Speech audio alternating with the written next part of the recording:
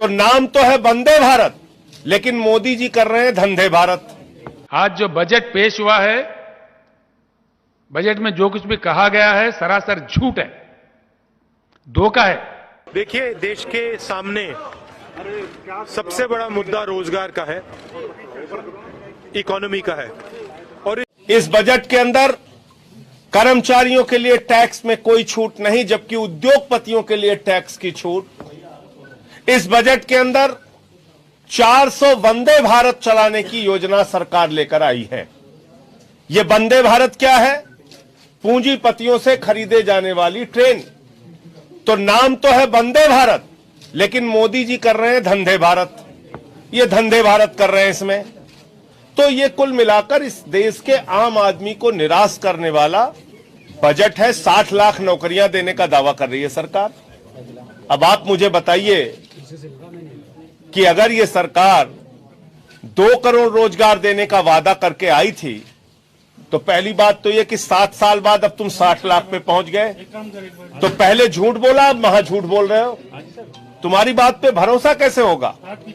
Corona की महामारी से पीड़ित जनता इंतजार कर रही थी कि बड़ी राहत भाजपा की सरकार के द्वारा दी जाएगी, लेकिन न मोदी जी आम आदमी की सुनने वाले हैं, न योगी जी आम आदमी की सुनने वाले हैं। भारतीय जनता पार्टी सिर्फ और सिर्फ पूंजीपतियों और उद्योगपतियों के पक्ष में खड़ी रहने वाली पार्टी है, और उसने लगातार इस कोरोना की महामारी में भी चंद पूंजीपतियों की आमदनी हजारों गुना बढ़ाई है। अपने बेटों की चिंता इनको है, इस देश के गरीब किसान के बेटे की चिंता नहीं है। अमित शाह के बेटे जय शाह की संपत्ति कैसे बढ़ेगी, उस बात की चिंता जरूर है।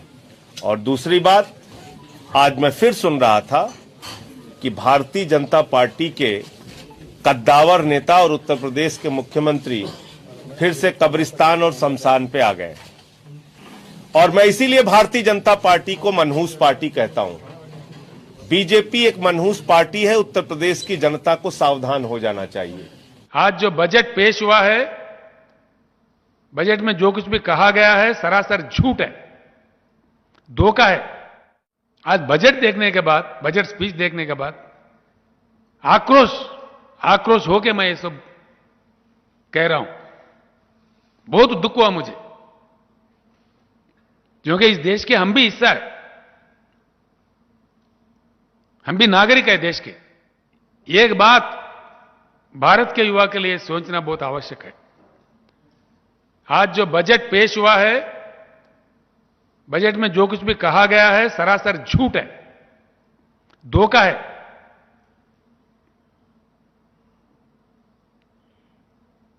भारत सरकार जो दलितों के लिए, जो गिरिजन के लिए, आदिवासी के लिए जो बजट रखा है, उनका पॉपुलेशन है करीब 40 करोड़, उसके लिए बजट रखा है 12,800 करोड़। ये दलित का सरकार है? ये ट्राइबल का सरकार है? ये दलित द्रोही है,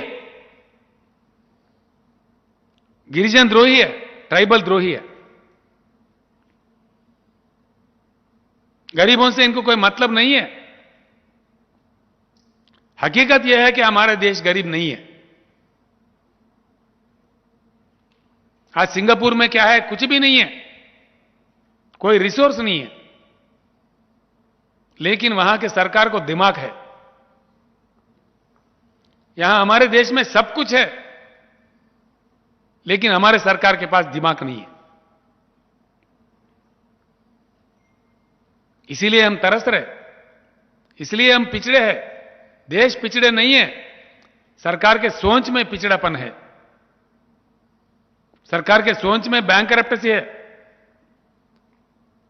और ये दोनों नेशनल पार्टी जो कहलाते हैं अपने आप को, कांग्रेस और भाजपा, दोनों ने भी फेल हो गया। Attar flop government. इनसे कुछ नहीं होगा। नरेंद्र मोदी जी का 10 साल के लिए जो वोट मिला उनको, 2 टर्म्स के लिए, आज जो बजट उन्होंने सत्र में लाया है, यह 8वां साल का बजट है, यानी कि 80% का उनका टाइम खत्म है। अब उनका रंग क्या है मालूम हो गया देश को। इनसे कुछ नहीं होता, बिल्कुल। मैं बताता हूं भारत के युवा को, इस भाजपा सरकार को उखाड़ के बंगाल खाड़ी में फेंक देना चाहिए। देखिए, देश के सामने सबसे बड़ा मुद्दा रोजगार का है, इकोनॉमी का है, और इस देश का हर युवा चाहता है, भैया शांत हो जाएं, इस देश का हर युवा चाहता है कि पढ़ाई के बाद, कॉलेज, यूनिवर्सिटी, स्कूल के बाद उसे ये देश रोजगार दे पाए। ये आप किसी भी युवा से पूछ लीजिए, वो आपको ये जवाब देगा कि आज हिंदुस्तान में सबसे बड़ी समस्या रोजगार की है। और हमने प्रधानमंत्री से 3, 4, 5, 6, 10 बार पूछा कि आपने 1.5 घंटे का भाषण किया है, इसमें आप थोड़ा सा 2 मिनट देश के युवाओं को रोजगार के बारे में बता दीजिए। देश के युवाओं को यह बता दीजिए कि आपकी सरकार ने उनको रोजगार दिलवाने के लिए क्या किया। और आपने देखा होगा, युवाओं ने देखा कि प्रधानमंत्री जवाब नहीं दे पाए। मेन इशू यही है, और प्रधानमंत्री इसके बारे में एक शब्द नहीं बोल सकते। उससे पहले आपने देखा फाइनेंस मिनिस्टर ने 3 घंटे का भाषण दिया, उसमें भी रोजगार के बारे में एक शब्द नहीं था। पहले मेक इन इंडिया की बात होती थी, पहले इकोनॉमी की बात होती थी, 5 ट्रिलियन, 6 ट्रिलियन, पता नहीं कितने ट्रिलियन की बात होती थी। और आज जो सबसे बड़ा मुद्दा है, उसके बारे में प्रधानमंत्री के मुंह से एक शब्द नहीं निकल रहा, और वो डिस्ट्रैक्ट कर रहे हैं। कभी इसकी बात करेंगे, कभी कांग्रेस की बात करेंगे, कभी जवाहरलाल नेहरू की बात करेंगे, कभी पाकिस्तान, कभी पता नहीं बांग्लादेश। मेन मुद्दे की बात कीजिए प्रधानमंत्री जी। देश के युवाओं को आप बता दीजिए उनके लिए रोजगार के लिए क्या कर रहे हैं।